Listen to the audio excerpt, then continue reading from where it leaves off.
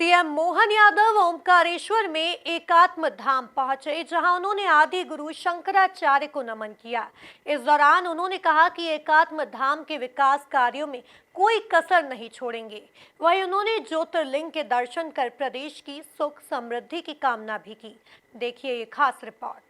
मुख्यमंत्री डॉक्टर मोहन यादव आज खंडवा जिले के ओमकारेश्वर पहुंचे। ओमकारेश्वर पहुंचते ही सबसे पहले सीएम एकात्म धाम पहुंचे और आदि गुरु शंकराचार्य की प्रतिमा पर पुष्पांजलि अर्पित की।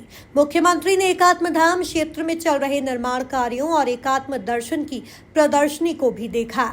वहीं संत गणों के साथ प्रसादी ग्रहण की।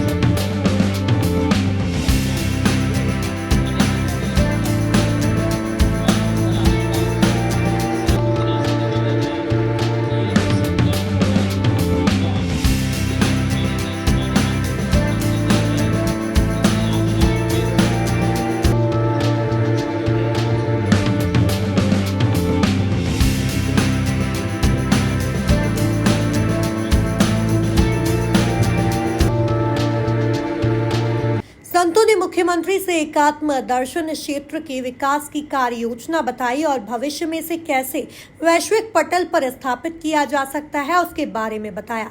इस दौरान सीएम मोहन यादव ने कहा कि ज्ञान परंपरा में सूर्य की भांति चमकते आदि गुरु शंकराचार्य की तुलना किसी से नहीं की जा सकती। मां नर्मदा के किनारे आदि शंकराचार्य के एकात्म धाम के विकास कार्यों के लिए सभी संकल्प पूरे किए जाएंगे। इन शंकर की यात्रा को पूरा देश इस बात के लिए गौरवान्वित होता, पूरा विश्व इस बात में आनंद आता है, एहसास कराता है कि हमारी सनातन संस्कृति की एक ऐसी अद्वितीय घटना, जिस घटना के बारे में या तो ईश्वर और या माँ रेवा इनकी ही कृपा हो सकती है कि ये आज हमारे लिए कहाँ केरल, कहाँ अपना ये निमाड़ का क्षेत्र, उस काल और आज के काल में भी कई विसंगतियां हैं, कई कठिनाइयां हैं। आज भी इस सारी बातों को तो जब अपने वाहन साधन नहीं थे, ऐसे समय में भी परमात्मा का ही संकेत होगा कि वो यहाँ अपने गुरु से दीक्षा लेने आए और गुरु की महत्ता अपने शिष्य की सफलता के साथ चलती और शिष्य से जैसे पिता से पुत्र और पुत्र से पिता की पहचान बनती, ऐसे ही अपने हमारी ये प्राचीन परंपरा के अपने शिष्यों के माध्यम से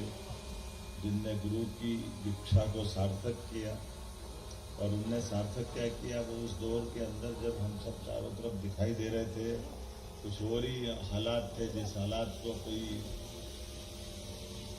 अलग ढंग से 2500 साल पहले की वो घटना का परिमार्जन का स्वरूप मानते हैं, जो काल के प्रवाह में हमारी अपनी संस्कृति की विशेषता भी ऐसी है कि जहाँ हमारी अपनी व्यवहार से, आचरण से, कोई कारण से कोई कुरीतियां बन जाती है, कोई दूसरी चीजें बन जाती, तो फिर काल के प्रवाह में परमात्मा ही हर युग में आकर के कोई ऐसा महापुरुष अपने देश में खड़ा करता है जो फिर पूरे देश को एक दिशा देता है और सद्मार्ग की तरफ ले जाता है। ये हमारी काल के प्रवाह की ये, जैसे गंगा हिमालय से कभी सूखती नहीं है, उनकी अपनी बूंद बूंद अमरकंटक से मां नर्मदा का प्रवाह अविरल बहता रहता है।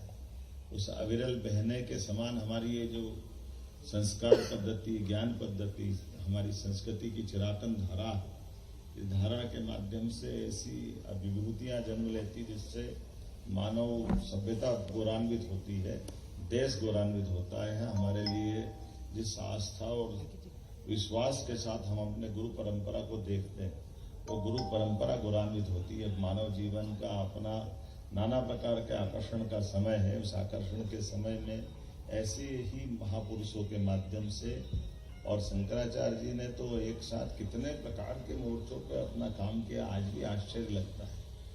देश की सीमा क्या होना चाहिए, देश की चारों सीमाओं पर 4 धाम स्थापित करके 10 नामी अखाड़ों की संस्कृति के बलबूते पर एक साथ हमने तो संत समाज का हथियार से संबंध, ये आज भी बड़ा कई मामलों में कई प्रकार से लोगों को समझ में आता है, किसी को नहीं आता।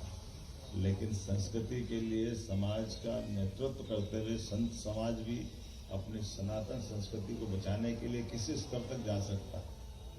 न केवल अध्ययन में, अध्यापन में, ज्ञान में, बल्कि मौका पड़े तो इस तरह से अपना दंडीधारी हम सब मान सकते हैं कि ये परमात्मा की कृपा है। और ये मेरा भी सौभाग्य है। मेरा जन्म बाबा महाकाल की नगरी से हुआ, और ये बाबा महाकाल और ओंकारेश्वर कोई अलग नहीं, अद्वितीय घटना है। हमारा सिंहस्थ जब होता, इस मौके पर सीएम मोहन यादव ने संतों व अधिकारियों के साथ बैठक कर एकात्म धाम में प्रगतिरत निर्माण कार्यों की जानकारी ली और आवश्यक दिशा निर्देश दिए। मुख्यमंत्री ओंकारेश्वर ज्योतिर्लिंग मंदिर पहुंचे और भगवान भोलेनाथ के दर्शन किए। बाद में ब्रह्मपुरी घाट पहुंचे और अपने गुरु की पैदल नर्मदा परिक्रमा यात्रा में शामिल हुए। Bureau report, MP news, Omkareshwar.